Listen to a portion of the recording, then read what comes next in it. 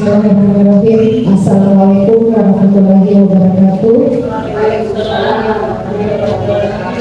Selamat pagi Bapak dan Ibu.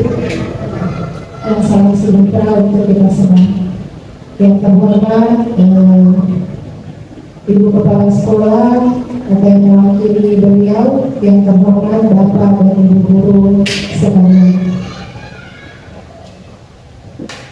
Puji syukur kita panjatkan kepada Allah Subhanahu wa Ta'ala karena atas berkat rahmat dan hidayahnya lah sehingga kita masih diberikan kesempatan dan kesempatan untuk berkumpul di tempat ini melaksanakan komunitas kita, yaitu kegiatan komunitas belajar kita sebagai salah satu bentuk pengembangan diri kita sebagai seorang guru. Tanpa pula kita kirimkan salam dan salawat kepada junjungan kita Nabi Muhammad SAW sebagai suri tauladan kita dalam menjalankan kehidupan kita sehari-hari. Semoga kelak kita mendapatkan syafaat dari beliau. Baiklah Bapak dan Ibu sekalian, saya selaku moderator dalam kegiatan kita hari ini akan menyampaikan beberapa susunan acara kita, yaitu yang pertama pembukaan sebagaimana berlangsung, yang kedua menyanyikan lagu Indonesia Raya, yang ketiga berdoa, yang keempat sambutan dari Ibu Kepala Sekolah atau yang mewakili sekaligus membuka kegiatan diseminasi budaya positif yang akan dibawakan oleh Ibu Salina selaku CGP Angkatan 11 Kabupaten Maros. Kemudian yang keempat yaitu materi yang akan dibawakan oleh Ibu Salina SPD. Selanjutnya sesi tanya jawab dan diskusi, dan yang terakhir penutup. Baiklah Bapak dan Ibu sekalian, untuk mengefisienkan waktu, marilah kita bersama-sama melakukan kegiatan kita selanjutnya, yaitu menyanyikan lagu Indonesia Raya yang akan dipimpin oleh Ibu Haja Nurani SPD. Bapak Ibu persilakan.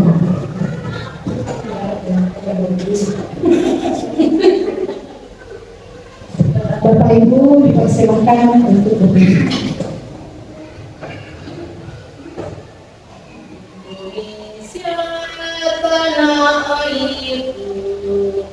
Indonesia tanah airku, tanah tumpah darahku. Di sanalah aku berdiri, jadi pandu hidupku. Indonesia kebangsaanku, bangsa dan tanah airku. Marilah kita bersatu, Indonesia bersatu. Hiduplah tanahku, hiduplah negeriku, bangsaku, rakyatku semuanya.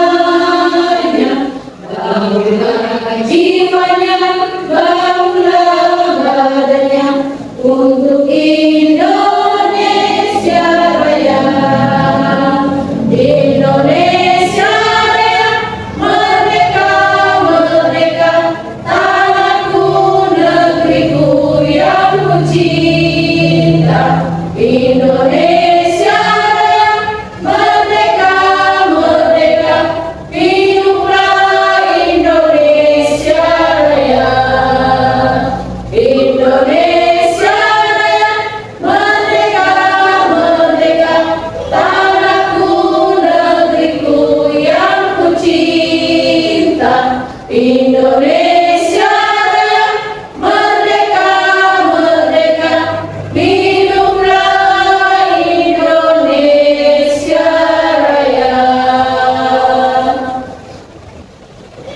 Bapak Ibu dipersilakan kembali. Terima kasih kepada Ibu Haja Nurani SPD karena memimpin lagu Indonesia Raya hari ini.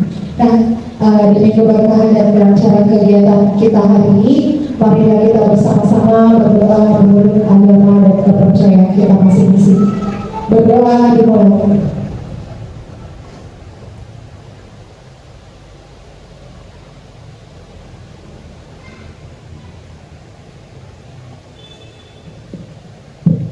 selesai. Baiklah Bapak dan Ibu sekalian, kegiatan kita selanjutnya adalah sambutan dan arahan.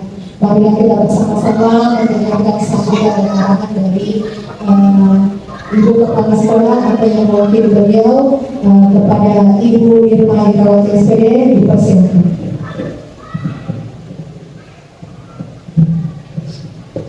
Bismillahirrahmanirrahim. Assalamualaikum warahmatullahi wabarakatuh. Dan selamat pagi. Selamat kegiatan untuk kita semua. Alhamdulillah Assalatu wassalamu ala sayyidina Muhammad.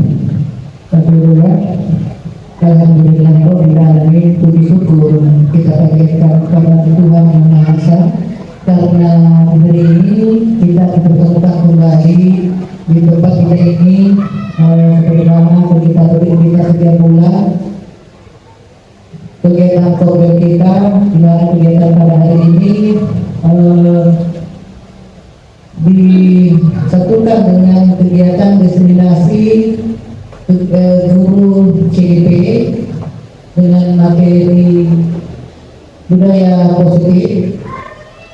Sebagai wakil dari kepala sekolah, tentunya apa yang ingin saya sampaikan di kegiatan ini hanya sebagai harapan yang bisa kita peroleh. Semoga dengan kegiatan kita ini diseminasi budaya positif bisa membawa dampak positif bagi kita, bagi sekolah kita, karena tentunya sama-sama kita mengetahui bahwa yang menjadi masalah pokok selama ini di sekolah kita ini adalah kurangnya kedisiplinan di siswa-siswa kita. Tentunya bukan hanya menjadi masalah guru CGP, tetapi tentunya menjadi masalah bagi semua guru, di mana kita mudah-mudahan dengan kegiatan ini kita bisa mencari solusi, mendapatkan tambahan ilmu bagaimana kedisiplinan itu bisa meningkat baik di kita sebagai guru maupun di peserta didik. Tentunya besar harapan kami sebagai wakil kepala sekolah, dengan adanya ini kita bisa memperoleh ilmu yang diperoleh teman kita dalam mengikuti CGP-nya. Itu tentunya kita berharap juga bahwa ilmu yang dia peroleh bisa dibagi ke kita, bisa membimbing kita bagaimana ilmu yang diperolehnya itu juga bisa kita terapkan di anak-anak didik kita pada kelas kita masing-masing. Tentunya dengan niat yang tulus, semata-mata karena ingin memperbaiki anak didik kita. Semoga kegiatan kita ini membawa keberkahan dan kebaikan di dalam tugas kita, juga bisa mengangkat memperbaiki apa yang masih kurang pada sekolah kita ini, terutama di itu kedisiplinannya ya. Saya kira cukup sekian sambutan saya, dan saya akhiri dengan ucapan wabillahi taufiq wal hidayah. Assalamualaikum warahmatullahi wabarakatuh. Dengan ini kegiatan ini saya buka dengan ucapan Bismillahirrahmanirrahim.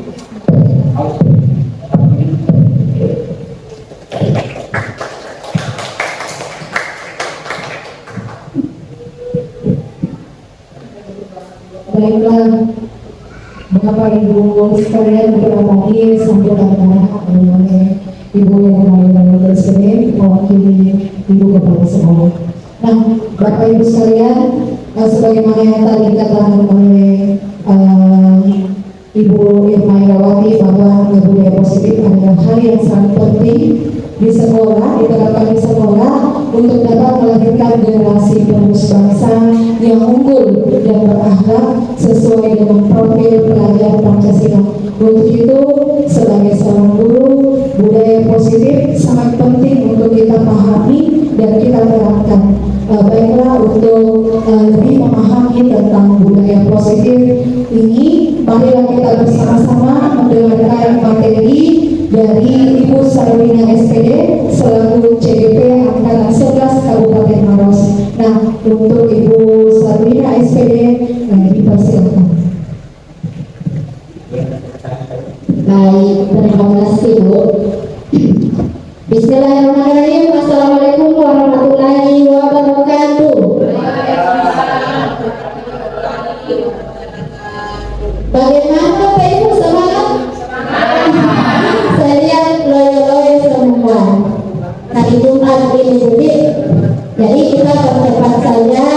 Semoga apa yang akan saya sampaikan hari ini bisa ada manfaatnya untuk kita semua dan kita bisa mengimplementasikan di kelas kita khususnya dan di sekolah kita pada umumnya. Baik Bapak Ibu, kegiatan hari ini saya akan beri judul diseminasi. Sebenarnya kegiatan ini adalah untuk memenuhi tugas saya di pendidikan guru penggerak, tapi saya berharap dengan kegiatan ini bisa membawa dampak positif pula bagi kita semua. Oke, sebelum kita mulai, ini ada pertanyaan untuk Bapak dan Ibu.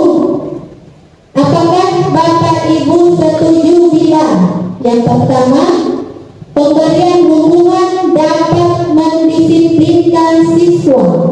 Bagaimana Bapak Ibu, setuju atau tidak? Tidak? Coba ya angkat tangan yang setuju. Setuju? Dukungan dapat mendisiplinkan siswa.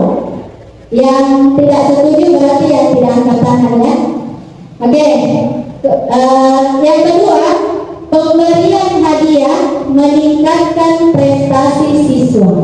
Pemberian hadiah. Misalnya kalau kita memberikan hadiah kepada peserta didik, misalnya apakah bisa meningkatkan prestasi siswa? Belum tentu ya. Iya. Iya betul. Kalau motivasi mungkin iya, tapi kalau untuk meningkatkan prestasi mungkin hanya jangka pendek, tapi kalau untuk jangka panjangnya mungkin tidak bisa ya. Oke. Kemudian yang ketiga, guru harus mampu memberikan solusi untuk setiap siswa yang bermasalah. Setuju atau tidak? Coba katanya yang setuju. Saya kira semuanya setuju ya, karena kita sebagai guru memang harus mampu memberikan solusi dari permasalahan-permasalahan yang dihadapi oleh peserta didik kita. Kemudian yang keempat, guru berperan sebagai teman bagi siswa. Setuju? Oke, baik. Dan jawaban-jawaban Ibu setuju dan tidak setuju sebentar akan terjawab dengan berlangsungnya kegiatan kita ini. Nah, positif mindset atau yang kita positif. Apa itu budaya positif? Budaya positif ini mungkin Bapak dan Ibu guru sudah sering mendengarkan kata ini. Apa itu budaya positif? Budaya positif adalah perwujudan dari nilai-nilai atau keyakinan universal yang diterapkan di sekolah. Budaya positif ini mungkin Bapak dan Ibu sekalian sudah menerapkannya, tapi mungkin kita baru menyadarinya bahwa ini ternyata adalah budaya positif. Nah, kemudian nilai-nilai, perwujudan dari nilai-nilai. Kira-kira nilai-nilai apa yang ada yang baik, nilai-nilai yang baik, ada yang tidak baik, ada yang positif dan ada yang negatif. Kira-kira nilai-nilai positif atau negatif yang akan kita terapkan? Yang tentunya adalah nilai positif. Nah, nilai-nilai positif yang seperti apa? Ada yang bisa menyebutkan? Tepat waktu, kedisiplinan, apalagi tanggung jawab, betul? Oke. Ya, jadi dari banyak sekali nilai-nilai positif yang kita harapkan bisa diterapkan oleh peserta didik kita, baik di sekolah maupun di luar sekolah. Baik, selanjutnya. Nah, konsep inti untuk menciptakan budaya positif kita di sekolah ada 7 di sini, ada 6. Yang pertama adalah disiplin positif, motivasi perilaku manusia, keyakinan kelas atau sekolah, kebutuhan dasar manusia, posisi kontrol seorang guru, dan segitiga restitusi. Dari keenam yang ada di atas ini, kira-kira yang mana yang paling baru, yang paling baru kita dengar? Segitiga restitusi. Mungkin segitiga restitusi ini sudah sering kita terapkan, cuma kita tidak tahu saja kalau itu ternyata adalah segitiga restitusi. Nah, baik, untuk lebih jelasnya mengetahui apa itu segitiga restitusi akan kita bahas selanjutnya. Nah, ini ada permainan atau kegiatan. Kita akan melakukan sebuah kegiatan cobalah buka. Jadi konsepnya begini Bapak Ibu, Anda dan teman Anda akan melakukan kegiatan cobalah buka. Anda adalah A, tugas Anda adalah mengepalkan salah satu tangan Anda. Jadi coba masing-masing berpasangan, cari di pasangan. Itu Pak Rusdi dengan Ibu Rusdi bisa berpasangan. Jadi konsepnya seperti ini. Bayangkan, jadi gantian saja siapa yang menggenggam duluan, siapa yang membuka duluan.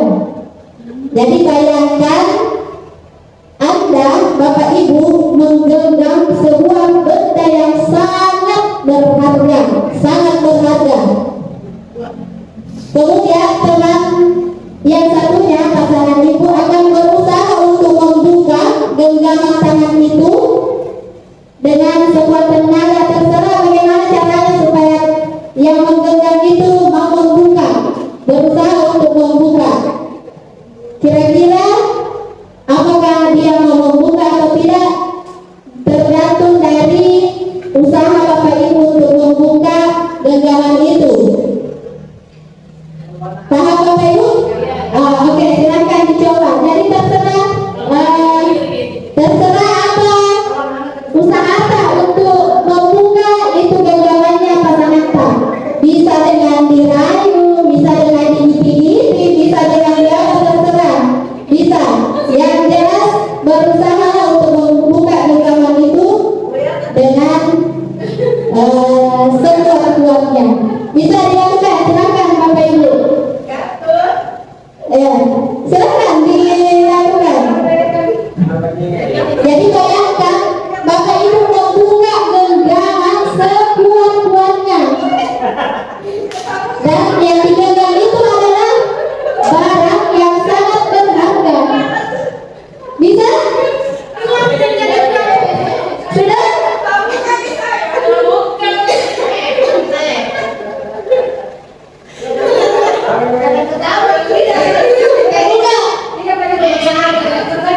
Apakah ada yang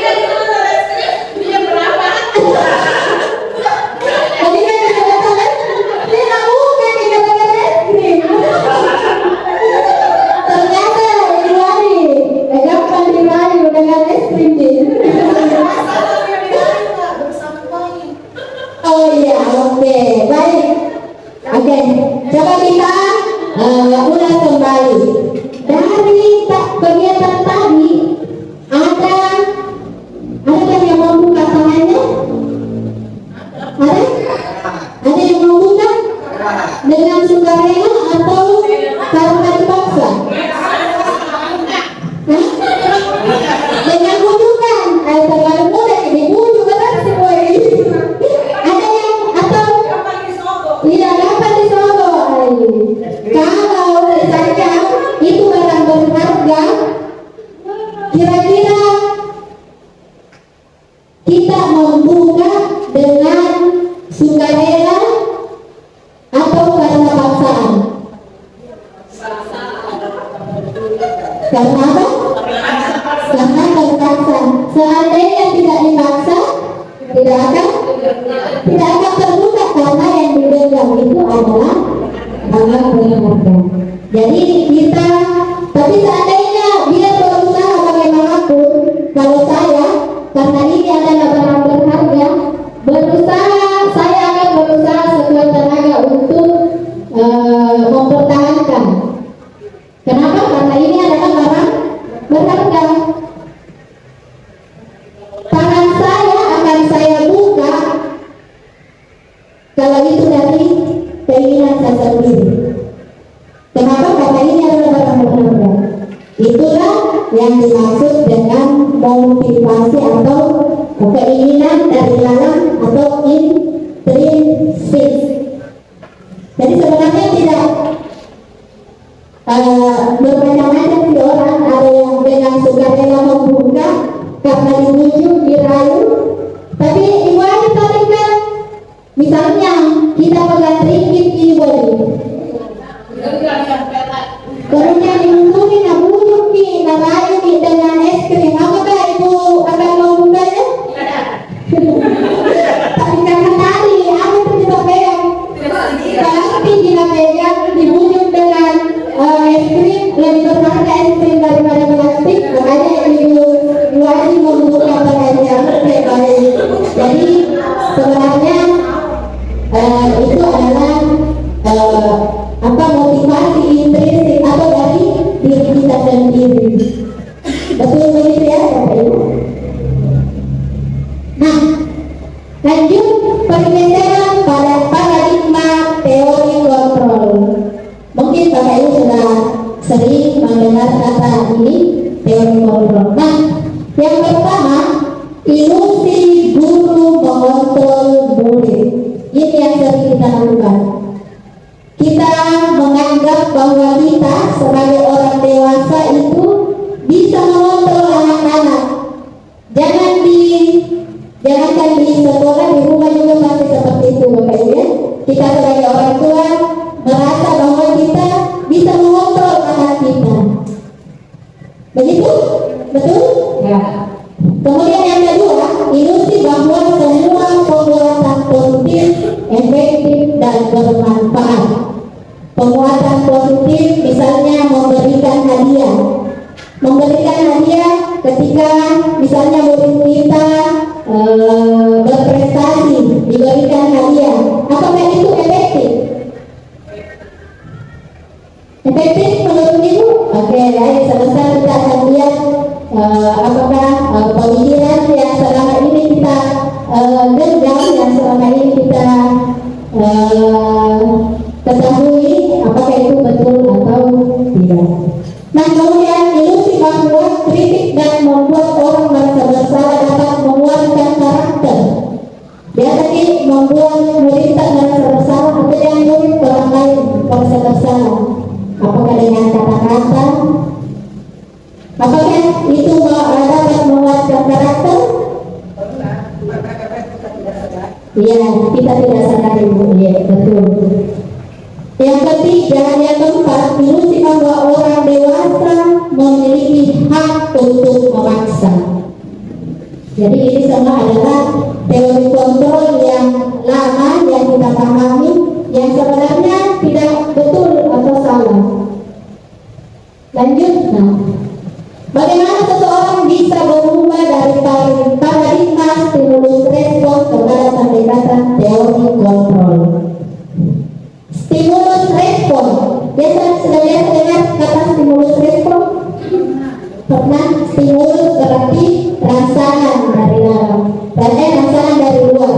Stimulus respon dengan teori kontrol. Ini tadi hubungannya kaitannya dengan pergeseran paradigma teori kontrol. Yang pertama, realitas kebutuhan kita sama, padahal realitas kebutuhan kita itu berbeda. Tidak semua kebutuhan kita sama pasti, begitu betul? Sama juga anak didik kita, tidak semua kebutuhannya sama. Pasti beda-beda, setiap anak kebutuhannya berbeda. Kemudian semua orang melihat hal yang sama. Padahal setiap orang memiliki gambaran yang berbeda. Anak-anak kita, murid kita pasti memiliki gambaran yang berbeda-beda. Tidak semuanya sama. Kemudian yang ketiga, kita mencoba mengubah orang agar pandangan sama dengan kita. Pasti ini sering kita lakukan. Padahal seharusnya kita berusaha memahami pandangan orang lain tentang dunia. Karena kita semua berbeda-beda. Kemudian, perilaku buruk dilihat sebagai suatu kesalahan. Padahal semua perilaku memiliki tujuan. Misalnya anak didik kita dikira nakal, padahal ada tujuannya. Dari kenakalannya itu ada tujuan yang menurutnya benar. Nah, kemudian orang lain bisa mengontrol saya, bisa mengontrol orang lain seperti yang kita lakukan tadi. Seandainya itu betul-betul kita pegang dalam sangat berharga, pasti tidak akan kita buka itu dengan mata. Karena hanya kita yang bisa mengontrol diri kita sendiri. Kalau kita nih orang begini kok, tapi kalau bukan dari dalam diri kita pasti tidak akan kita lakukan. Betul begitu Bapak Ibu? Iya, karena terpaksa. Kemudian saya pemaksaan ada pada saat bujukan gagal. Jadi misalnya tadi karena dibujuk tidak bisa. Nah, detik-detik di tangan apa yang dibikin itu adalah pemaksaan. Padahal seharusnya kolaborasi dan konsensus menciptakan pilihan-pilihan baru. Kemudian yang terakhir, model berpikir menang-kalah. Padahal seharusnya model berpikir kita menang-menang. Jangan mau kalah, menang-menang. Selanjutnya, nah ini dia, disiplin positif. Disiplin positif merupakan salah satu cara menerapkan disiplin yang bertujuan untuk menumbuhkan kesadaran serta memberdayakan anak untuk melakukan sesuatu tanpa sebuah ancaman maupun hukuman. Jadi diharapkan budaya positif ini bisa tertanam dalam diri peserta didik kita, bukan karena ada paksaan, bukan karena disogok, bukan karena adanya hadiah maka dia berprestasi, tapi karena mereka sadar bahwa mereka memang membutuhkan pengetahuan di sekolah. Lanjut, nilai-nilai pendidikan universal. Jadi nilai-nilai yang kita sebutkan tadi ada apa tadi Bu? Disiplin, tanggung jawab. Nah ini semua mengarah kepada profil pelajar Pancasila. Ini yang sering kita nyanyikan. Belajar Pancasila, beriman dan bertakwa pada Allah yang esa dan berakhlak mulia, berkebinekaan global, gotong royong mandiri, kreatif dan bernalar kritis. Nah, jadi sering-seringlah menyanyikan lagu ini di depan anak-anak kita supaya mereka hafal betul dimensi-dimensi dari profil pelajar Pancasila. Nah, motivasi perilaku manusia. Ada motivasi intrinsik dan ada motivasi ekstrinsik. Motivasi dari dalam diri kita dan motivasi dari luar diri kita. Nah, dari ketiga bunga-bunga di atas, kira-kira Bapak Ibu pilih yang mana? Ada tiga. Yang pertama, menghindari ketidaknyamanan atau hukuman yang sering Bapak Ibu lakukan kepada peserta didik kita, yang kira-kira yang mana? Menghindari ketidaknyamanan. Menghindari ketidaknyamanan atau hukuman. Nah, misalnya cepat datang ke sekolah karena tangan. Kalau terlambat biasanya dihukum, disuruh bersihkan WC atau apa. Itu motivasi ekstrinsik, motivasi dari luar. Yang kedua, mendapat imbalan atau penghargaan. Mendapat imbalan misalnya mendapat hadiah. Kalau seperti yang pernah saya lakukan, yang baru sekarang saya sadari, saya bersyukur dengan adanya pendidikan guru penggerak ini, saya banyak menyadari kesalahan-kesalahan yang telah saya lakukan kepada peserta didik saya. Seperti yang pernah saya lakukan ini di kelas saya, karena saya ingin kelas saya senantiasa bersih, rapi.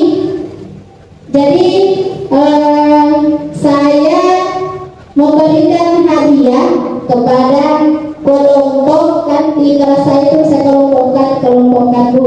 Jadi saya suruh masing-masing membersihkan di daerah kelompoknya. Yang terbersih itu setiap hari Sabtu saya kasih hadiah. Jadi awal-awal itu mereka semangat sekali. Setiap hari Sabtu itu, Bu, mana hadiahnya? Iya, hadiahnya dia yang butuhkan. Setelah berjalannya waktu, karena saya berpikir begini, dan kalau awalnya saya kasih hadiah, lama-lama akan menjadi kebiasaan. Saya berpikir biarpun nanti mungkin kalau tidak dikasih hadiah, tetap membersihkan. Jadi saya perhatikan itu pemikiran saya. Setelah 3 minggu mungkin berjalan, saya terus kasih hadiah. Setelah minggu berikutnya saya tidak kasih lagi hadiah. Ternyata itu kembali kotor. Kotor kembali, tidak ada perhatikan kembali itu kebersihannya. Jadi ternyata mereka bersih karena ada hadiahnya, ada maunya. Kalau tidak ada hadiahnya, tidak mau yang bersihkan itu, walaupun itu areanya, area kekuasaannya ceritanya, karena di kelompoknya. Berarti itu mereka hanya ingin mendapatkan hadiah atau imbalan. Kemudian yang ketiga, menghargai diri dan menjadi orang yang mereka inginkan. Sepertinya ini yang sulit kita laksanakan, tapi kita sebagai guru harus melaksanakan ini, melakukan ini, karena inilah yang terbaik untuk peserta didik kita. Jadi kita harus menggali atau memotivasi siswa agar mereka mau, bagaimana cara kita agar mereka ada motivasi dari dalam dirinya. Mereka mau melakukan sesuatu tanpa ada sogokan, tanpa takut hukuman. Saya kira seperti itu Bapak Ibu. Memang sulit, tapi itu tugas kita sebagai guru. Nah, selanjutnya hukuman, konsekuensi, dan restitusi. Ini tadi restitusi yang menurut Bapak Ibu baru. Tapi saya yakin Bapak Ibu guru semuanya sudah pernah melakukan ini, hanya tidak tahu saja kalau itu ternyata adalah restitusi. Nah, apa perbedaan antara hukuman, konsekuensi, dan restitusi? Ada yang mau berpendapat perbedaannya antara hukuman, konsekuensi, dan restitusi? Kalau hukuman itu biasanya yang menyakitkan. Kalau konsekuensi yang harus dilakukan, konsekuensi dari kesalahannya, misalnya ada konsekuensi yang harus mereka laksanakan. Kemudian restitusi adalah pilihan. Restitusi itu adalah pilihan.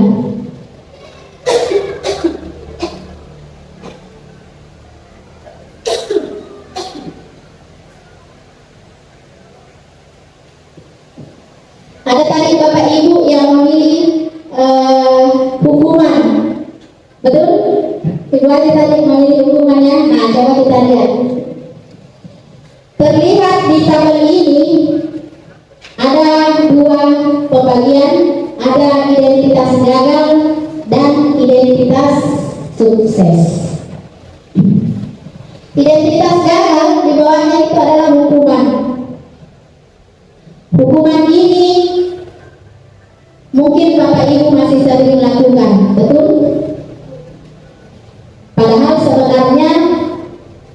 Ini bukan cara yang efektif untuk mendisiplinkan peserta didik kita. Justru hukuman ini membawa dampak negatif yang lebih. Misalnya, contoh, kalau kita misalnya ada siswa yang tidak, kalau peraturan di sekolah kita kan pakai sepatu hitam ya. Kalau misalnya ada siswa yang tidak memakai sepatu hitam, pasti marah-marah nih. Karena dianggap tidak mematuhi aturan, pasti dimarahin. Kenapa kau tidak pakai sepatu hitam? Nah, tahu nih peraturannya di sekolah kita begini. Apa dampaknya kepada peserta didik kita? Mungkin anak itu akan membenci gurunya yang marah-marahi. Ngapa minta dari ibu? Padahal di rumah nih, padahal kita tidak sebelumnya tidak ditanya kenapa kita tidak pakai sepatu hitam.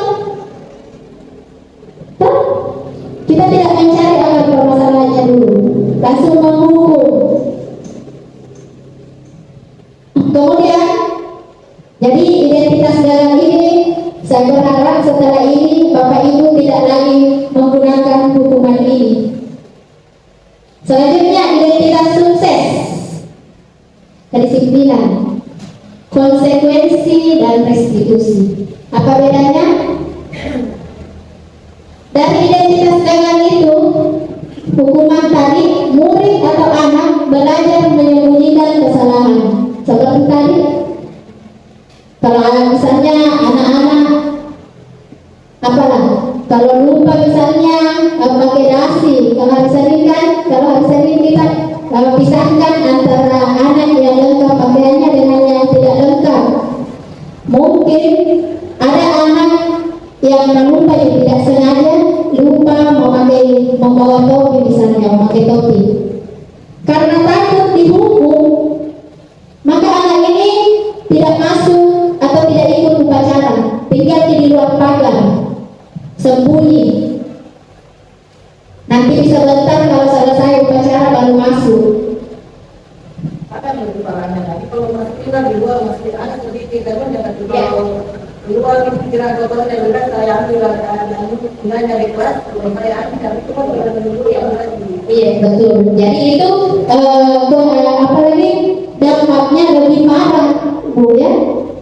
Jadi saat kita sudah tahu kalau hukuman ini memang tidak efektif, tidak akan bisa mendisiplinkan siswa, justru akan menjerumuskan peserta didik kita ke hal yang lebih negatif lagi. Janganlah kita lakukan lagi, Bapak Ibu. Kemudian konsekuensi, kalau konsekuensi ini biasanya hal yang harus dilakukan anak-anak. Ada yang bisa kasih contoh ini konsekuensi? Kalau konsekuensi yang harus dilakukan, misalnya sudah bagi sepakat, ada kesepakatan, misalnya kalau terlambat datang ke sekolah harus apa, misalnya. Iya, silakan Bu. Berkaitan dengan yang saya alami juga, karena ada dua siswa yang selama ini saya perhatikan memang sering terlambat datang, apalagi pada saat dia bertugas paling lambat datang. Entah apakah itu sudah atau apa yang saya berikan itu hukuman atau konsekuensi, tapi yang jelas karena saya perhatikan kok ini selalu terlambat. Masalah utamanya adalah malas. Ketika saya tidak langsung kasih dia berapa ini, dan tanya dulu kenapa terlambat? Apa yang menyebabkan kamu terlambat datang? Terlambat datang, terus kamu di mana? Atau tidak diketahui, tidak waktu dan tidak. Jadi karena yang mau saya rubah ini, bagaimana dia berhenti tahu dari situ ke tempat anaknya dan tidak istilahnya tidak memberikan saya kebetulan atau bagaimana kan. Jadi saya tetap dia melaksanakan tugas, tapi kamu melaksanakan tugas dalam 1 minggu. Tidak peduli terlambat datang, maka laksanakan itu ya. Jadi kalau kamu terlambat datang, tidak masuk belajar. Nanti dia ikut belajar di setelah tugas yang pemimpinan itu. Oke. Jadi yang saya bertanya, apa itu hukuman atau Konsekuensi. Ada Bapak Ibu dari cerita Ibu Irma tadi, mungkin ada Bapak Ibu yang mau berpendapat? Yang ditanyakan adalah apakah itu hukuman ataukah konsekuensi? Ini ada konsekuensi karena untuk mengikuti aturan yang berjalan sama gurunya. Ya, karena dia terlambat. Ya, konsekuensi yang positif karena tetap melaksanakan tanggung jawabnya walaupun dia itu terlambat, dia tetap dikasih tugasnya. Jadi itu bukan bisa macam hukuman. Konsekuensi kalau menurut hukumannya. Kalau menurut saya masalah hukuman dan konsekuensi itu terletak pada apakah dalam memberikan aturan itu dia sudah sepakati. Kalau sebenarnya sudah disepakati bahwa misalnya tidak membersihkan, terlambat datang membersihkan, kemudian dikasih tugas tambahan selama 1 minggu, dia melaksanakan tugas membersihkan dan mereka maksudnya ada kesepakatan dengan siswa untuk menerapkan itu, itu masih konsekuensi. Ya. Kalau misalnya tidak ada kesepakatan dengan antara siswa dengan guru, mungkin itu dikatakan hukuman. Tapi kalau menurut saya, kalau ada kesepakatan antara guru dengan siswa, itu bisa jadi namanya konsekuensi. Saya baru ingat baru pernah juga ikut waktu fasilitator sekolah sama anak. Hukuman itu tidak memberikan kayaknya efek jerah, kayak seperti kita bilang malah menimbulkan dampak negatif lain kan untuk menambah kesalahan. Tetapi hukuman itu konsekuensi hukuman kalau misalnya dia seperti itu, tetapi dikasih dengan keterangan ini, tapi itu kan tidak membawa dampak negatif kalau yang tetapi dia kerjakan begitu tugasmu materi pelajaran diundur kemudian. Oke, kalau menurut Ibu Adi tadi itu adalah konsekuensi. Ibu tadi juga mengatakan kembali lagi bahwa hukuman itu adalah yang menyakitkan. Betul tadi apa yang dikatakan Ibu Irma, lebih banyak memberikan dampak negatif daripada dampak positif. Oke, karena ada pertanyaan seperti itu, kita lanjut ada penjelasan mengenai hukuman dan konsekuensi. Nah, berdasarkan bagian di atas, berikut adalah penjelasan tentang hukuman, konsekuensi, dan restitusi. Yang pertama, hukuman tidak terencana, bersifat satu arah, seperti tadi tidak ada kesepakatan guru yang membuat aturan itu, tidak ada kesepakatan antara guru dan siswa, bisa berupa hukuman fisik, psikis, atau kata-kata kasar. Itu hukuman yang menyakitkan untuk siswa dan dampaknya lebih banyak negatifnya daripada positifnya. Bisa dimengerti Bapak Ibu? Selanjutnya, konsekuensi bersifat terencana, sudah disepakati. Bentuk-bentuk konsekuensi dibuat oleh pihak guru atau sekolah.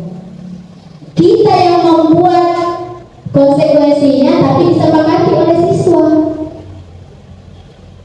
Sudah betul apa tadi yang dikatakan oleh Ibu tadi bahwa konsekuensi itu yang sudah disepakati, sepakat di siswa dengan konsekuensi yang kita buat. Kemudian restitusi, yang ketiga restitusi adalah proses menciptakan kondisi bagi murid untuk memperbaiki kesalahan mereka sehingga mereka bisa kembali pada kelompok mereka dengan karakter yang lebih kuat. Ini menurut Gosen dalam bukunya 2024. Contohnya ada sebentar Bu. Contohnya, jadi kita lanjut dulu sebentar. Ada contoh-contoh dari penerapan restitusi ini. Dan saya yakin ini sudah pernah Bapak Ibu semua lakukan, baik di kelas maupun di di luar kelas. Jadi kira-kira dari ketiga yang ada di atas ini, yang paling bagus dan paling efektif yang mana? Restitusi. Oke, kita lanjut. Masih semangat? Sudah dapat? Belum. Semangat Budi? Oke. Kita coba dari tiga tadi ada hukuman. Ini konsekuensi atau hukuman. Jadi kita coba menjawab ya, Bapak Ibu. Tindakan guru mencatat 100 kali di dalam buku kalimat saya tidak akan terlambat lagi karena terlambat ke sekolah. Kira-kira ini hukuman atau konsekuensi? Hukuman. Sebagai hukuman? Oke, hukuman.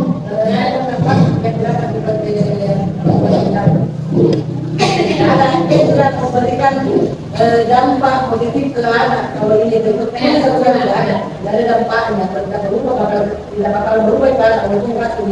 Iya, oke. Pasti kita sudah sering lakukan betul. Biar kita disuruh mencatat banyak kali, besoknya terlambat lagi. Juga kalau misalnya dia melanggar, terus kita bilang bersihkan saya, pelari ke lapangan. Nah, minta anak sekarang melanggar Betul, betul. Oke, jadi kita sepakat ya. Yang pertama ini adalah hukuman. Oke. Kemudian yang kedua, lari mengelilingi lapangan basket 2 kali karena terlambat lagi di sekolah. Hukuman. Oke. Yang ketiga, murid diminta untuk push up 15 kali karena tidak menggunakan masker ke sekolah. Hukuman atau konsekuensi? Hukuman. Oke.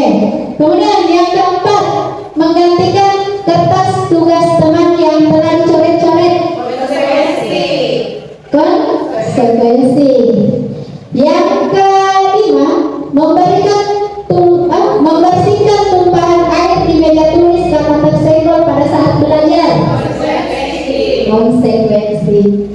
Yang terakhir, lari mengelilingi lapangan basket 2 kali karena terlambat 10 menit untuk pelajaran PJOK. Hukuman atau konsekuensi? Oh iya, ada terjawab tadi. Murid tidak disuruh untuk mengenakan sepatu seharian di sekolah karena tidak mengenakan sepatu hitam. Hukuman. Oke, saya kira Bapak dan Ibu sudah bisa membedakan. Karena jawabannya, coba lihat konsekuensi.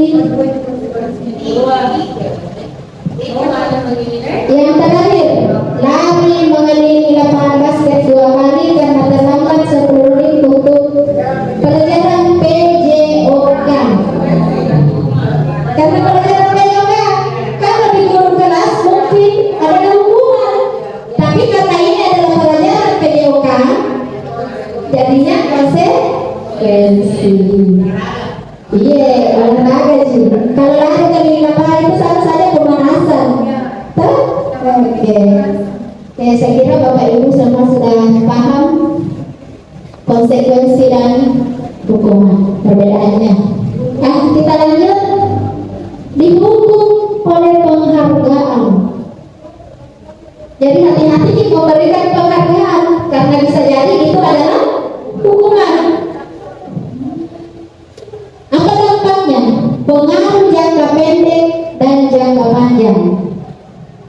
Seperti tadi yang saya contohkan di kelas saya, ilustrasinya tadi saya memberikan hadiah kepada murid saya yang membersihkan, tapi itu cuma jangka pendek. Di situ pada saat dikasih hadiah saya, setelah tidak dikasih hadiah, hilang. Iya, betul. Itulah yang saya maksud pengaruh jangka pendek dan jangka panjang. Kemudian penghargaan tidak efektif. Kenapa tidak efektif? Karena itu tadi mereka karena ini adalah memberikan penghargaan ini adalah motivasi ekstrinsik dari luar. Iya, ada sesuatu yang diharapkan, betul. Saya kira Bapak Ibu sudah paham ini. Penghargaan merusak hubungan. Iya. Iya. Misalnya ada teman ranking 1 dan ranking 2 itu adalah prestasi atau bukan? Ranking 1, ranking 2,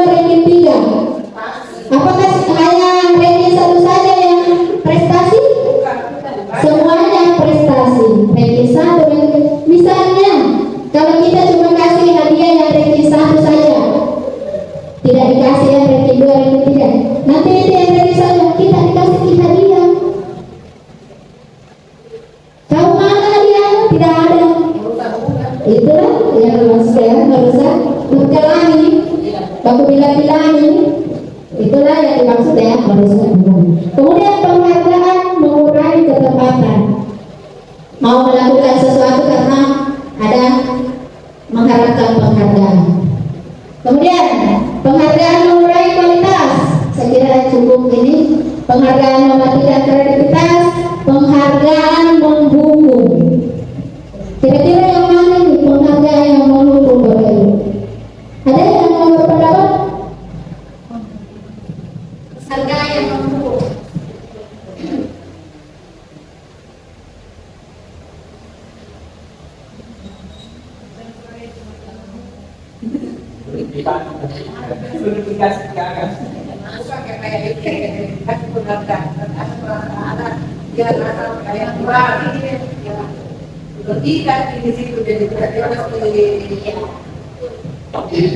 Iya, cocok Ibu. Dikasih penghargaan, merasa terbebani dengan penghargaan itu.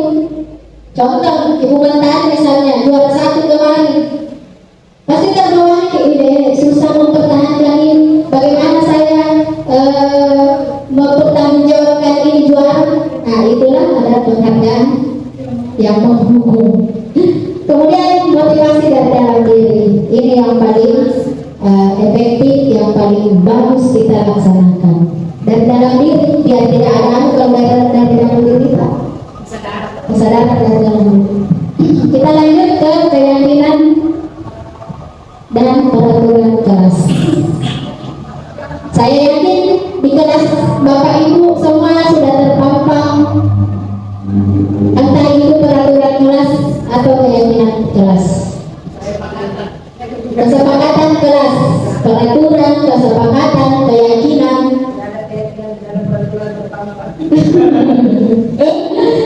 Baik, mungkin setelah ini Bu, karena memang keyakinan dan kesepakatan itu kita lihatlah.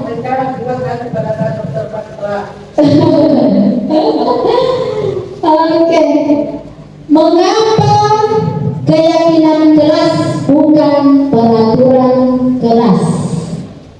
Saya tanya Bapak Ibu di kelas tak keyakinan atau peraturan atau kesepakatan? Kesepakatan yang paling sering kita jumpai, yang paling sering kita laksanakan adalah kesepakatan kelas. Kira-kira mengapa keyakinan bukan kesepakatan? Kita lihat. Nah, di sini ada pertanyaan. Mengapa kita memiliki peraturan tentang penggunaan helm pada saat mengendarai kendaraan roda 2 atau motor? Kenapa kita harus pakai helm kalau pakai motor? Ada yang bisa? Silakan Bapak. Menjaga keselamatan di jalan raya. Betul Bu, keselamatan tak kita untuk keselamatan tak, bukan karena adanya peraturan, bukan karena dibilang Ki. Hah? Yakin karena menjaga keselamatan? Yakin? Yakin?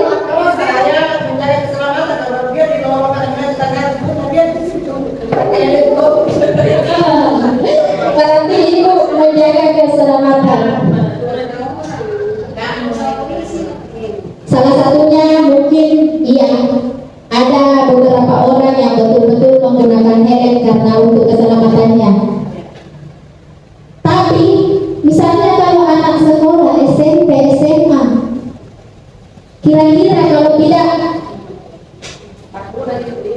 ada peraturan, tidak ada aturan dari kepolisian bahwa kalau tidak pakai helm ditilang, kira-kira mereka mau pakai helm dengan sadar karena untuk keselamatannya atau tidak? Kalau anak-anak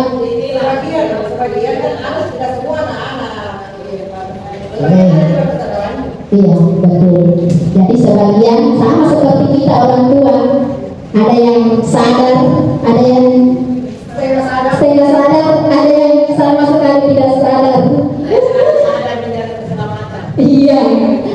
Bu Haji saya yakin pasti sadar sesadar-sadarnya.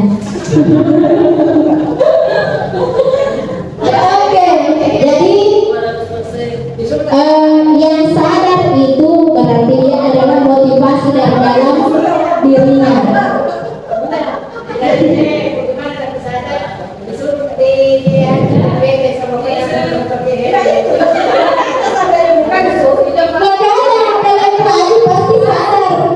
Tapi karena bukan kesadaran dari dirinya bisa datang sampai jangan suaminya karena seorang polisi. Berarti itu tetap adalah motivasi dari luar, bukan motivasi dari dalam. Berikan contoh pada masyarakat. Saya sebagai Iya, karena kita adalah ibu polisi. berikan contoh. Jadi biar dengar saya pakai helm. Kita yang harus diberi karena kita adalah sebagai contoh, memberikan contoh. Tapi kalau bukan, kira-kira Benar. otak kita mantap jual. Mengingat menjadi Surabaya. Iya, betul. Ya, yang kedua, mengapa kita memiliki peraturan tentang penggunaan masker dan mencuci tangan setiap saat? Ini mungkin berhubungan dengan COVID kemarin, COVID-19. Karena kita sadar kalau tidak pakai masker, tertular kita nanti COVID-19. Tapi kalau misalnya tidak ada COVID seperti sekarang, kalau naik motor, karena debu. Tapi kalau dulu tetap pakai masker karena sadar untuk kesehatan dulu. Berarti kesadaran dari dalam dirinya itu. Iya. Lalu Ya, saya kebiasaan tidak COVID juga.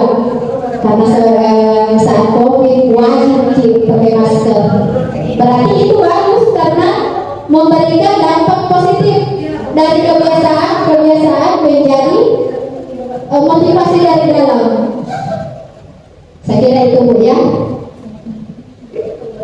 Atau terlalu cepat saya ini? Tidak gitu? Oke, sudah setengah 12 baru sih mau ke ini. Oke, kita lanjut. Keyakinan kelas dibuat berdasarkan kesepakatan antara guru dan siswa, bersifat universal. Jadi keyakinan kelas ini dibuat berdasarkan kesepakatan tak? Kan pasti di kelas tak? Ada dari Bapak Ibu yang sudah ada kesepakatan di kelasnya? Nah, Ibu Haji kerja mentor Ibu Haji, tidak ada tandingannya. Saya pusingkan kalau masuk di kelasnya Ibu Haji, jadi apa seinginan gitu ya? Baru saya di kelas kodong kosong. Semangat. Nah, ini bisa jadi motivasi untuk kita semua karena Bu Haji membawa dampak positif yang baik bagi sekolah kita. Kita bisa berkaca, belajar dari Bu Haji tahu. Luar biasa Bu Haji. mencegah negosiasi.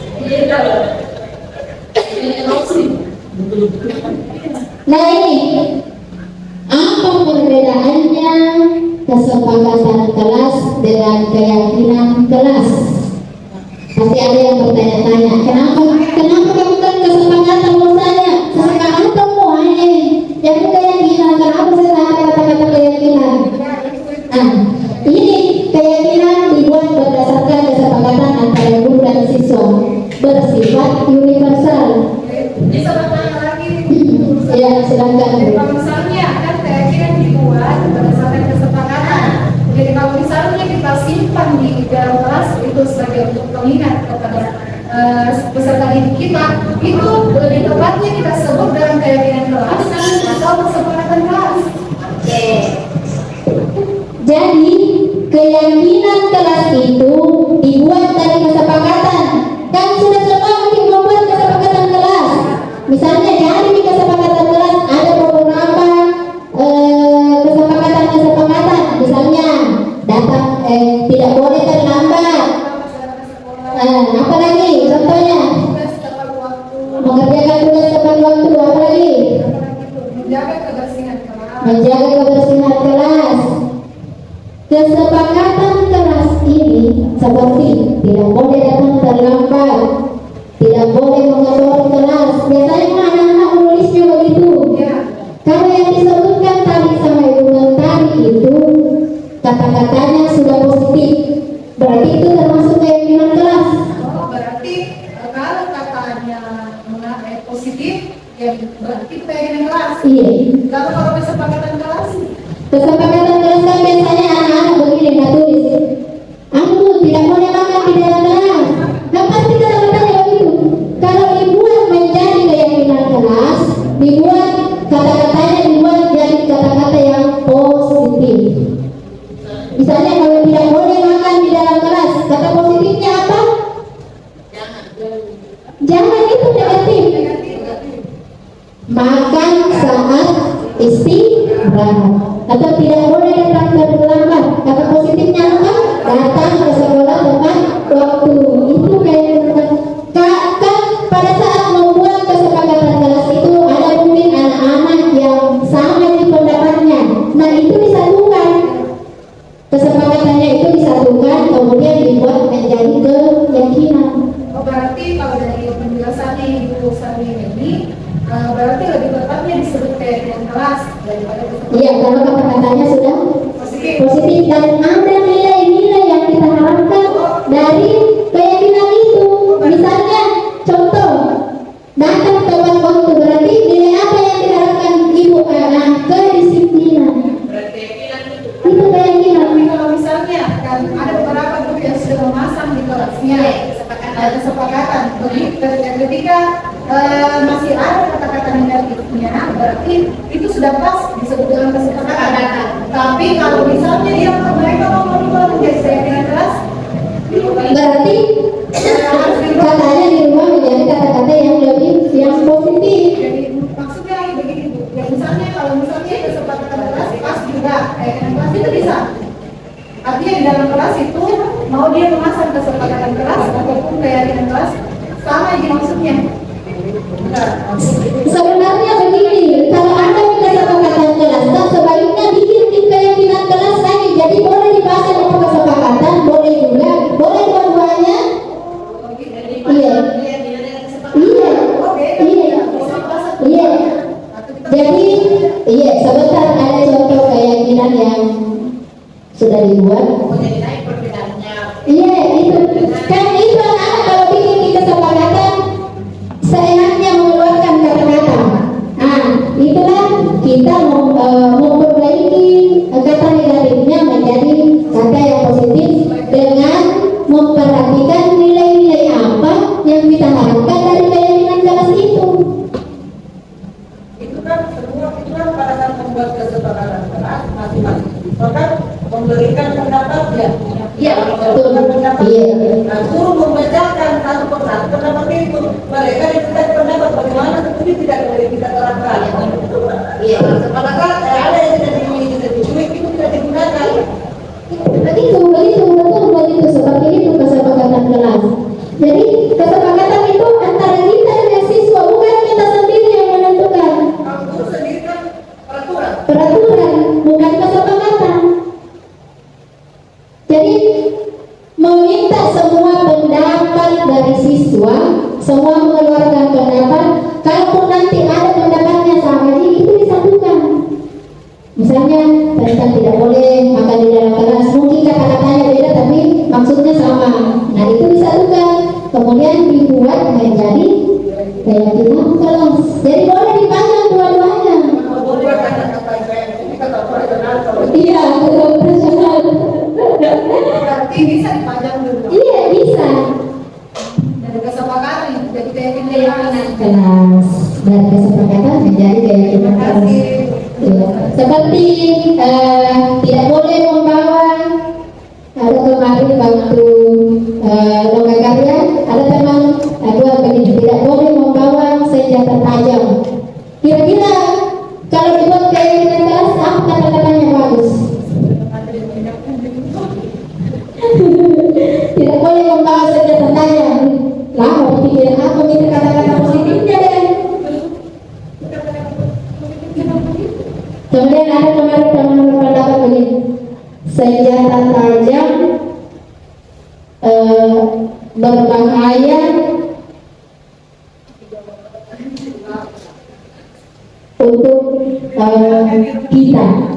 Fungsi bicara kata-kata positifnya itu ya. Datang itu teman bajean, jangan kita Pak, kita kasih keluar kata-kata kayak gitu. Membawa benda yang berkaitan dengan pelajaran begitu. Iya, kata positifnya. Iya, memang kata yang tidak berkaitan itu, karena kita tidak tahu itu anak-anak yang mengeluarkan kata-kata apa, jadi kita harus pintar-pintar menjadikan kata negatif itu menjadi kata yang lebih positif. Berkaitan dengan materi pelajaran. Jadi kalau kan jelas kan butuh praktek. Iya, Kalau kan mau belajar itu buat ada bahan. iya. Kalau itu anaknya berarti boleh. Iya. Itu saya masih bawa tidak membawa Yang berkaitan dengan pelajaran yang betul. Sudah.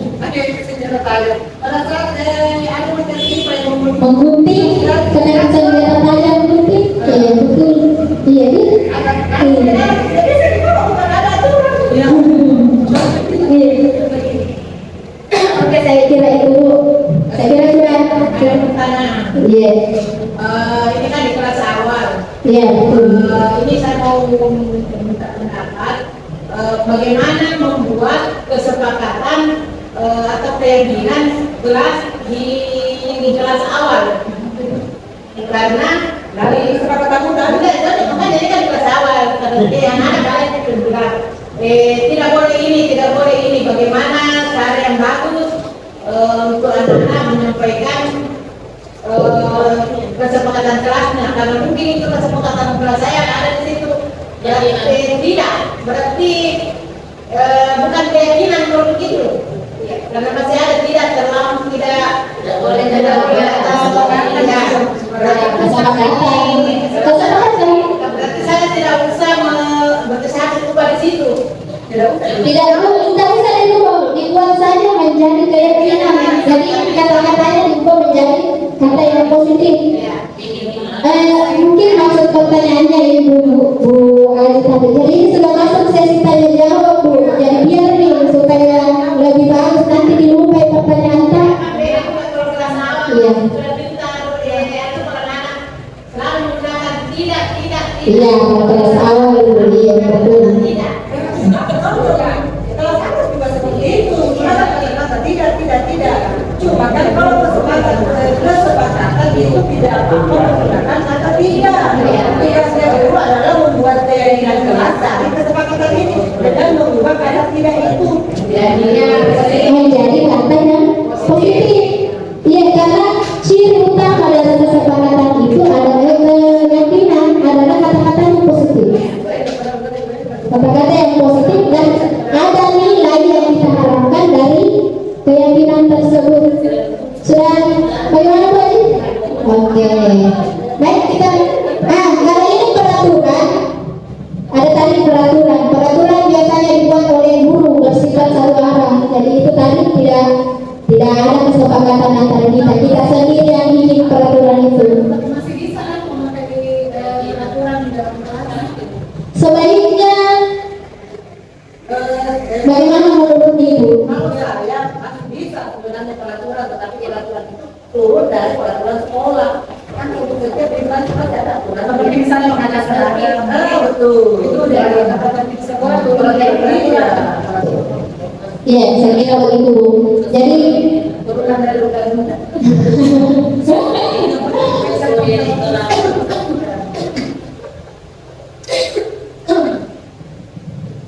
Jadi yang paling bagus sebenarnya yang kita laksanakan, yang kita buat adalah keyakinan kelas. Tapi tidak apa-apa dibuat kesepakatan. Ini keyakinan kelas, kesepakatan kelas itu sebenarnya untuk menciptakan budaya positif di situ.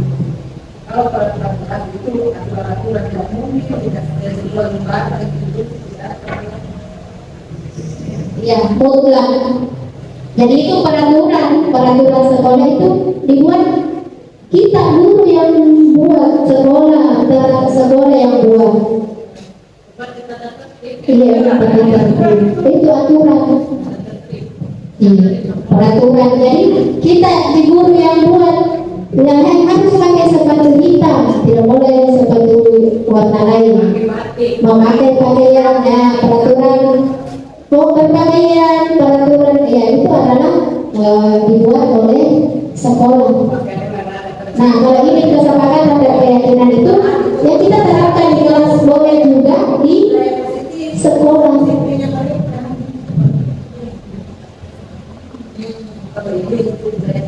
Iya, itu budaya positifnya Bu. Iya, betul.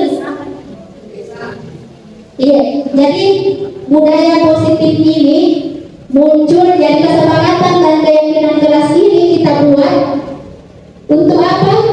Untuk menumbuhkan motivasi intrinsik dari siswa untuk meningkatkan budaya positif atau menerapkan budaya positif ini.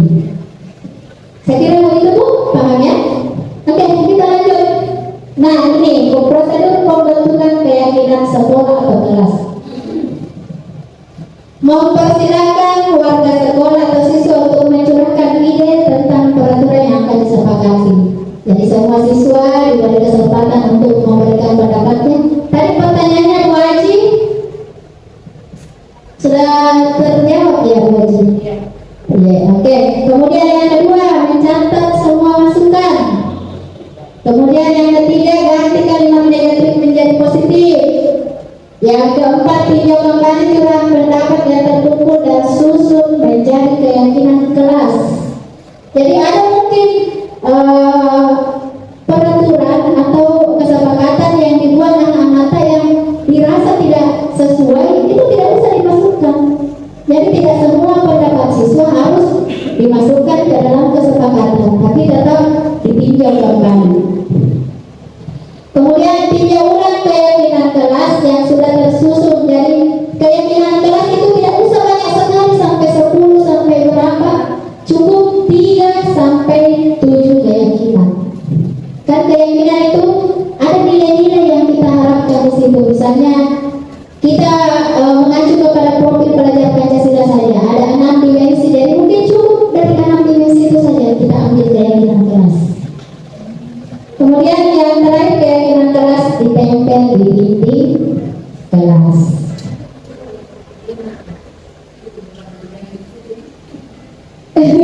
Iya kayaknya. Kemudian penerapan kesepakatan kelas. Nah ini yang saya lakukan adalah menggunakan sticky note seperti ini yang saya. Jadi boleh seperti ini Bu.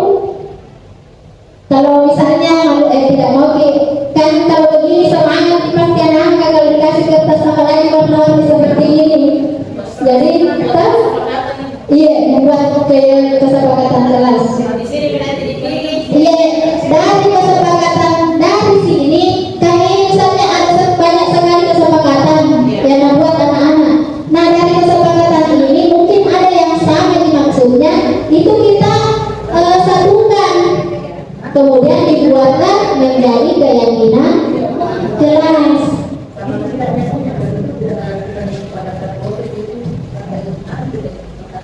Nah ini yang akan kita lakukan nanti observasi Bapak Ibu. Bukan, iya, kan budaya positif. Disiplin positif bukan begininya kok. Jadi itu jangan kali anak-anak apa kesepakatan kelas tak, apa keyakinan kelas tak, ini yang diterapkan nanti di kelas. Ini nanti yang akan kita terapkan di kelas.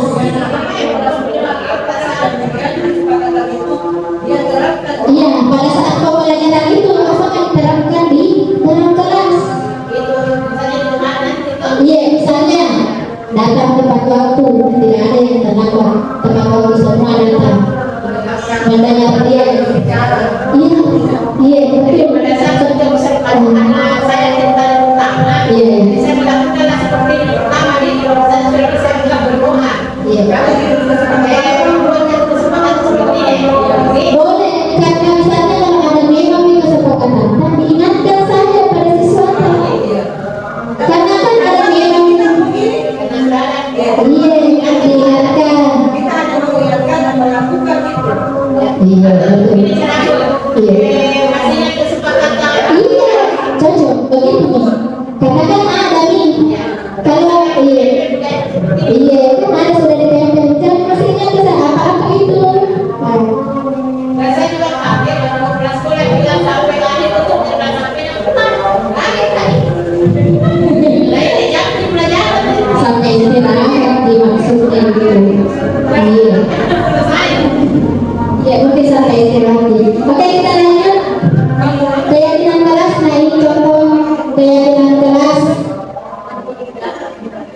yang sudah saya buat saling peduli dan membantu. Saya kira ini cukup ya Bu ya. Bisa pakai semua membuat manajemen. Nah kita lihat yuk 5 posisi kontrol guru. Jadi ada 5 posisi kontrol guru terhadap muridnya. Dari kelima posisi kontrol di atas ada penghukum, pembuat merasa bersalah, teman, pemantau, manajer. Sekarang ada di kertas tak semua? Ya. Coba dari kelima posisi kontrol di atas, catat yang mana kita menurut kita paling efektif atau paling cocok. Apakah sebagai penghukum, ataukah pembuat merasa bersalah, apakah sebagai teman, apakah sebagai pemantau, atau sebagai manajer. Catat lagi dulu, manajer nanti ada penjelasannya.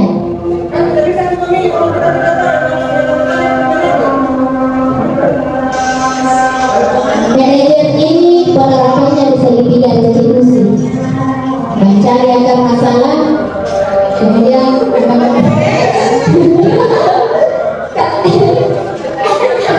kalau begini tidak bisa pakai di rumah ini karena pasti dilihatnya semua sebagai manajer. Iya, silakan. Bisa dipikir sebagai tidak.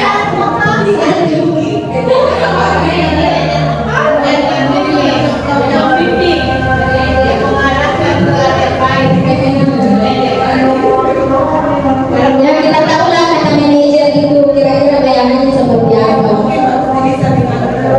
Iya silakan Pak kalau sudah iya karena hari Jumat kita silakan Pak. Mana ini? Mana ini? Ini Pak. Baik.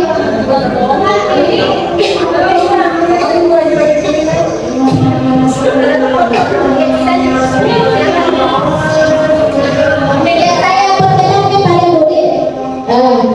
5 posisi kontrol guru ini ada sebagai penghukum. Kita saat tadi sudah bahas sebagai penghukum itu masih mau jadi penghukum karena tadi ada yang memilih tidak mau lagi, pasti tidak mau lagi. Kemudian pembuat merasa bersalah.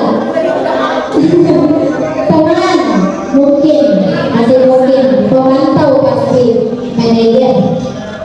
Lanjut.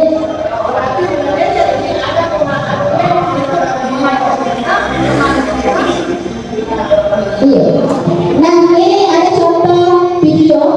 Kita lihat nih yang mana pemantau, manajer.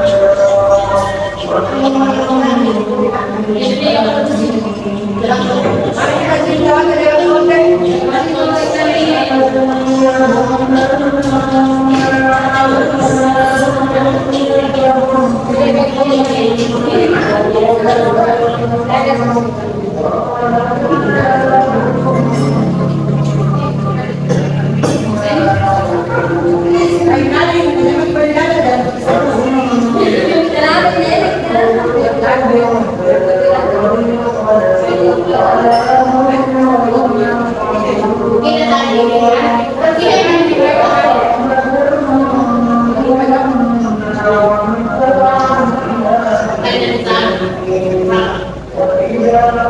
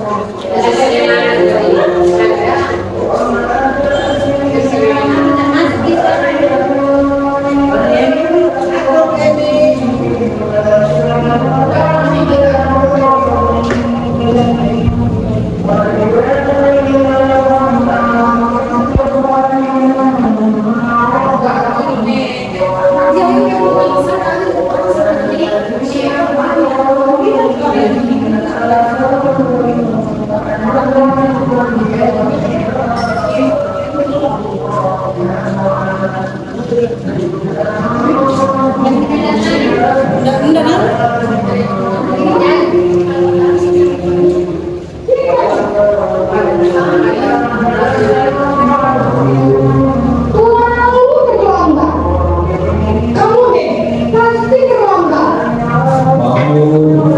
Saya Apa coba? Alasan kamu apa lagi? Kamu sih yang tidak terlambat. Malas sekali ya kamu jadi anak. Biasa malas. Kenapa kapok sih kamu? Sudah berapa kali terlambat? Sana, kamu sudah lapangan basket 2 kali. kenapa saya harus ke lapangan basket, Bu?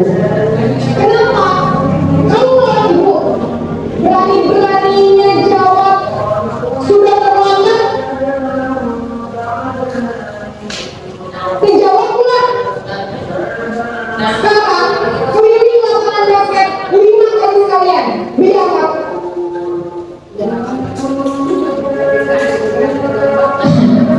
Maaf karena kesalahan teknis.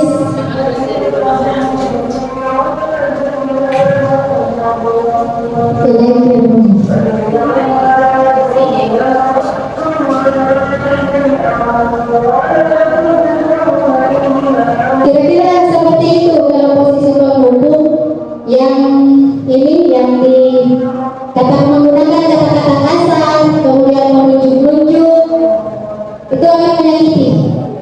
Yang jelasnya akan menyakiti siswanya. Selanjutnya, posisi pembuat merasa bersalah.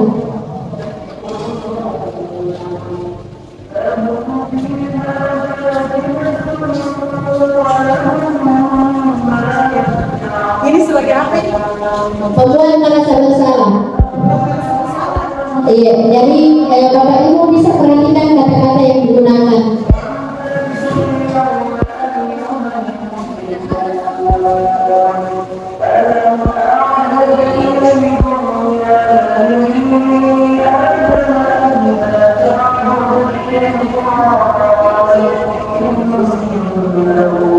Susah ya dibilangnya. Merasa bersalah nih,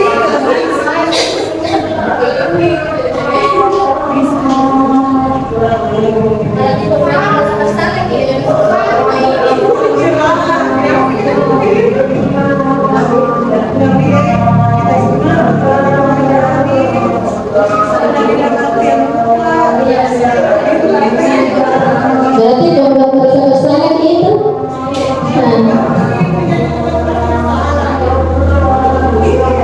Oke, saya kira cukup karena tidak tersambung. Apanya? Belum jasmi. Jadi pembuat merasa bersalah ini kata-katanya lembut, tapi menyakiti. Misalnya, gara-gara nanti kalau gara-gara kita dimarahin nggak sama kepala sekolah, kan biasa begitu, biasa selalu. Berarti kita sebagai pembuat merasa bersalah. Kemudian karena videonya kurang bagus, ya nanti saya share di grup, kita tonton sendiri karena nggak mau videonya. Kita lanjut saja.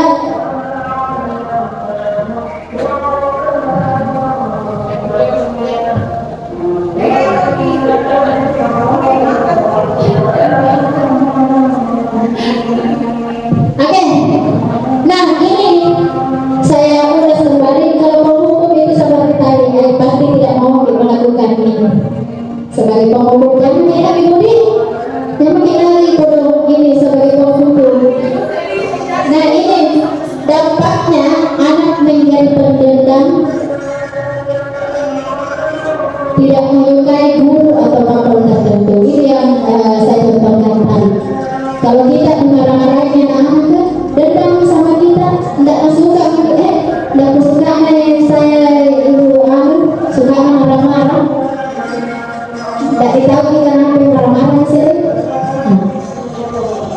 Kemudian membuat merasa bersalah, suara lembut namun menyalahkan siswa. Lembut nih, tidak marah-marah nih. Jadi bagaimana nih? Kenapa bagaimana kamu kayak ini? Namanya kok kepala sekolah. Lembut, tidak marah, tapi membuat menyakiti anak. Dampaknya apa? Membuat siswa merasa bersalah, rendah diri, dan menarik diri. Kemudian sebagai teman, ini pasti sering sebagai teman. Guru bersikap ramah cenderung bersenda gurau untuk menghangatkan suasana. Jadi biasanya kalau ada anak merasa bersalah, kayak bicara kayak teman, seolah-olah tidak menyalahkan. Tapi dampaknya apa? Murid bergantung pada satu orang. Satu nih, nggak bilang guruna. Satu nih nggak bilang guruna.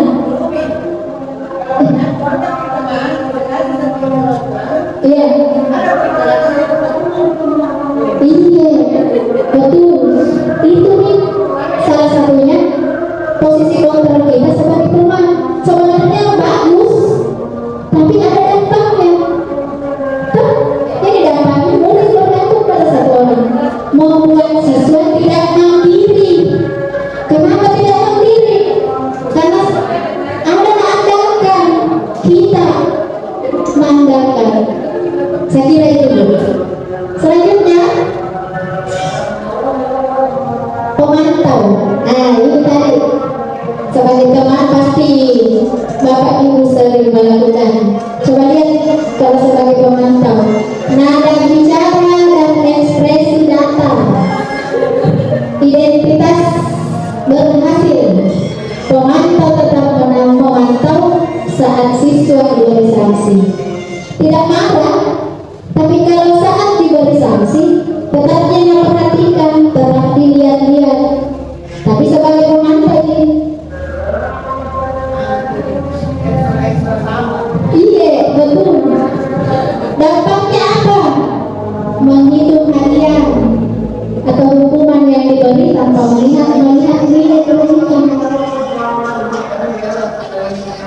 Menurut tadi pasti pemantau bagus, teman bagus. Iya.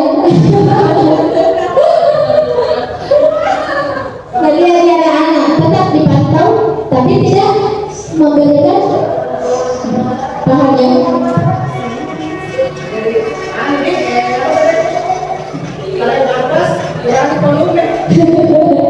Ya, pertanyaan serius. Kemudian posisi kontrol yang terakhir adalah sebagai manajer. Suara netral, tercipta identitas positif atau berhasil mengajukan pertanyaan bermakna, membantu siswa memecahkan masalah. Dampaknya apa? Murid menjadi mandiri, percaya diri, memecahkan masalah sendiri. Manajer, ada sebentar videonya dalam penerapan segitiga restitusi. Jadi dalam penerapan segitiga restitusi ini yang paling tepat dipakai adalah posisi kontrol sebagai manajer.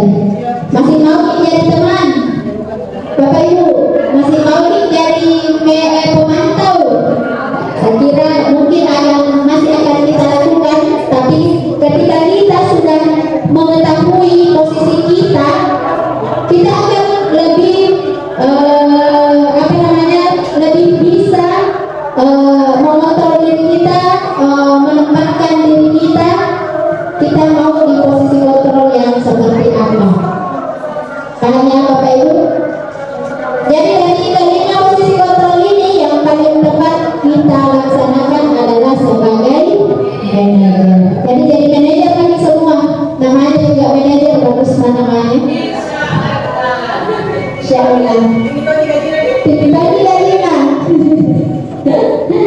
Nah kita lanjut kepada kebutuhan dasar manusia. Jadi ada Ada 5 kebutuhan dasar manusia. Yang pertama adalah bertahan hidup, kemudian kasih sayang dan rasa diterima, penguasaan, kebebasan, dan kesenangan. Jadi ini kebutuhan-kebutuhan dasar manusia yang harus terpenuhi. Kalau tidak terpenuhi, mungkin akan melakukan sesuatu baik itu di luar apa namanya? Di luar norma, di luar nalar untuk memenuhi kebutuhan dasar tersebut. Kebutuhan bertahan hidup misalnya, kalau di kehidupan luar sudah banyak kebutuhan hidup, contoh-contoh kebutuhan hidup, contohnya mencuri. Ada kebutuhan hidup yang harus dipenuhi di situ. Kemudian kasih sayang dan rasa diterima. Mungkin di anak murid kita, biasa kita ada anak murid kita, kira-kira apa contohnya ini? Kasih sayang dan rasa diterima. Ada kebutuhan berat, mungkin karena di rumahnya kurang perhatian, di sekolah mencari-cari perhatian sama gurunya, sama temannya. Ketika ada siswa yang bermasalah, dia langsung disalahkan, tapi ada negara lain kan itu kira-kira menyalahkan dia melakukan. Iya, betul. Karena segala sesuatu yang dilakukan oleh murid kita itu pasti ada alasannya, ada tujuannya. Apakah untuk memenuhi kebutuhan dasarnya, misalnya bertahan hidup, penguasaan, kebebasan. Ada juga anak yang membutuhkan penguasaan, mau menonjol. Ada anak yang membutuhkan kebebasan. Jadi ibu menjelaskan terus di dalam kelas. Coba di luar, belajar di luar. Kemudian kesenangan.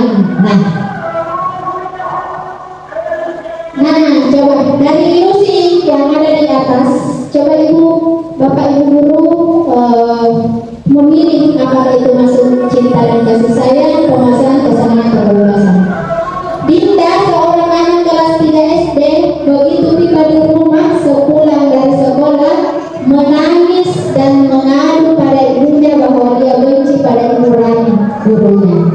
Menurut Anda, kebutuhan apa yang berusaha dipenuhi oleh Dinda? Jika jawabannya seperti ini. Ibu guru bilang, aku tidak boleh bersenandung sewaktu mengerjakan tugas. Katanya kelas harus tenang, tidak ada suara, kan gak seru jadinya. Kira-kira kebutuhan apa yang ingin dipenuhi Dinda? Hah? Apa? Kebebasan atau kesenangan? Kebebasan, ibu. Kesenangan, ibu. Iya, ibu itu kesenangan. Kita garis bawahi, nggak seru jadinya, kan nggak seru jadinya. Kira-kira kalau bilang kayak begitu, apa yang dibutuhkan? Senang, kesenangan. Mau senang? Iya, bukan bersenang-senang, karena mau bersenandung, senang nih kalau bersenandung ya. Oke. Nah, masih ada ini. Ibu guru tidak menyamaku hari ini, padahal aku pakai topi rambut baru. Kira-kira apa ini? Penguasaan, cinta dan kasih sayang. Penguasaan, Saya cinta dan saya. kemudian apa yang tahu? Penguasaan. Ibu yang bisa kasih kesenangan. Penguasaan, Aku pakai jepit rambut baru. Kira-kira apa itu? Kalau pakai untuk, kalau mau disapa, dipuji, berarti pembesaran. Untuk pembesaran. Kemudian aku sebel, gambarku tidak rapi, malah ibu guru nunjukin ke teman-temanku di depan kelas.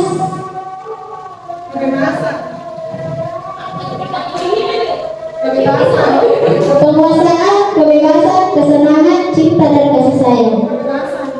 Kalau ada misalnya murid kita menggambar tidak rapi gambaran, tapi kita tunjukkan di depan teman-temannya,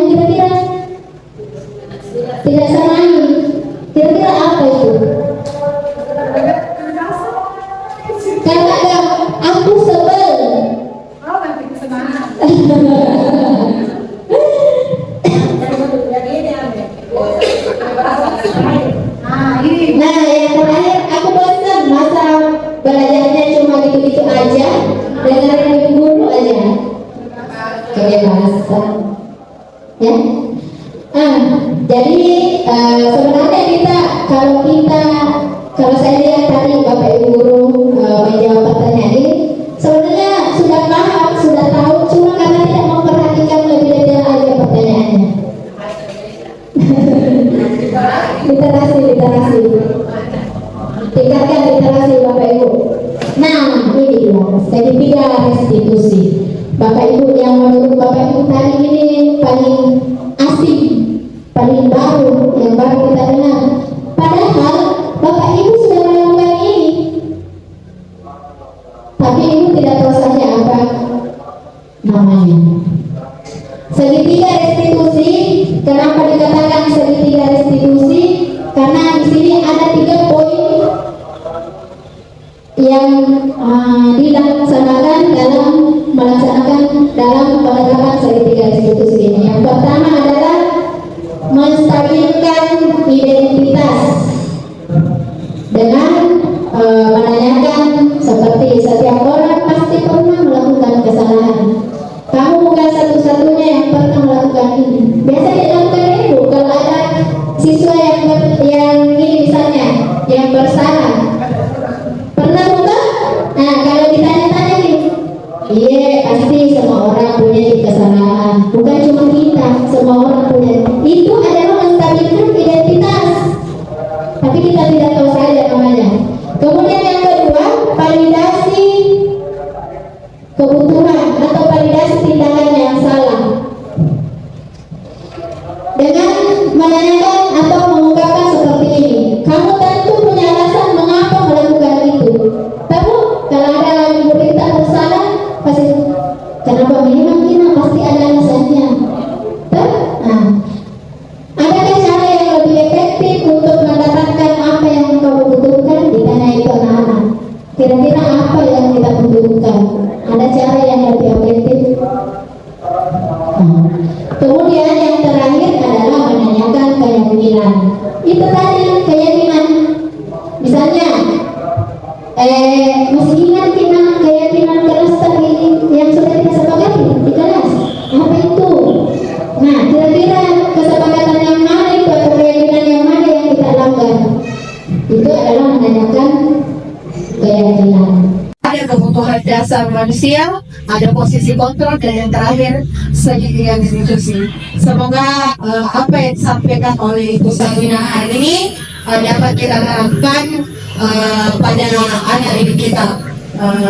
Untuk mendukung kegiatan kita kali ini, mari kita bersama-sama mengucapkan hamdalah. Alhamdulillah ya Allah. Baiklah Bapak Ibu, sekian pertemuan kita pada hari ini. Saya ucapkan wabillahi taufiq wal hidayah. Wassalamualaikum warahmatullahi wabarakatuh. Waalaikumsalam warahmatullahi wabarakatuh. Terima kasih Bapak Ibu semuanya.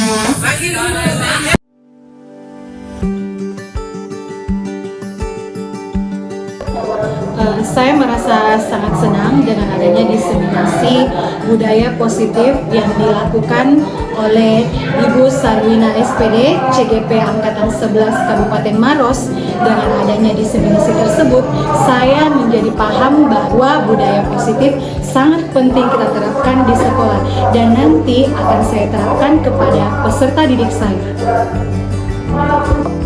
Saya merasa senang dengan adanya diseminasi yang dibawakan oleh Ibu Sarwina mengenai budaya positif, di mana budaya positif itu sangat bermanfaat bagi pembelajaran, di mana dapat menciptakan lingkungan yang harmonis dan produktif untuk pembelajaran dan ada dalam kelas.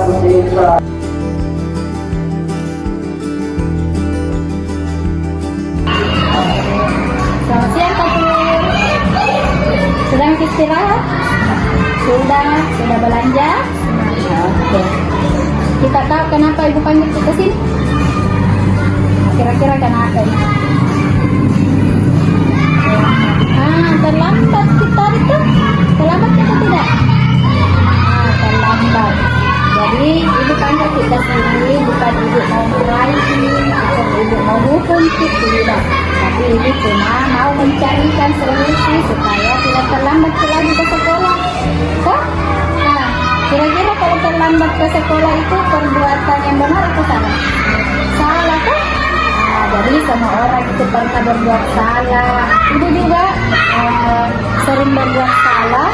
Tapi saat kita melakukan kesalahan, apa yang harus kita lakukan? Memperbaiki kesalahan. Nah, sekarang Patur pasti punya alasan kenapa bisa terlambat. Kenapa kita terlambat, Mak? Kenapa Ki? Kapan Ki main HP? Tadi malam dari jam berapa Ki tidur? Jam 10 Ki baru tidur Ki. Lama dari tidur pas kita terlambat. Nah, apa lagi? Jadi semua orang pernah berbuat salah. Jadi tugas Pak bagaimana memperbaiki kesalahan. Nah sekarang kita masih ingat keyakinan kelas yang sudah pernah kita buat. Apa itu? Sikap jujur apa lagi? Saling menghormati apa lagi? Datang tepat waktu. Dari kira-kira dari ketiga keyakinan kelas ini yang kita sebut, kayak mana yang kita langgar? Datang tepat waktu, karena terlambat kita harusnya datang ke tepat waktu. Jam berapa kita di sekolah? Jam 7.15. Harusnya kita masuk jam. Tadi kita datang jam 7.30, harusnya jam 7.15. Harusnya datang jam 7.15. Nah, jadi perbuatan terlambat ke sekolah itu adalah perbuatan yang salah. Jadi apa yang harus dilakukan supaya tidak terlambat lagi ke sekolah? Jangan main HP apa lagi? Jangan mengkonsumsi. Tidur lebih awal, lebih cepat supaya tidak terlambat bangun. Yang bagus tidurnya kira-kira kayak kemarin tidur jam 10 malam. Sebentar malam mau tidur jam berapa? Jam 9, lebih cepat dari yang kemarin tuh.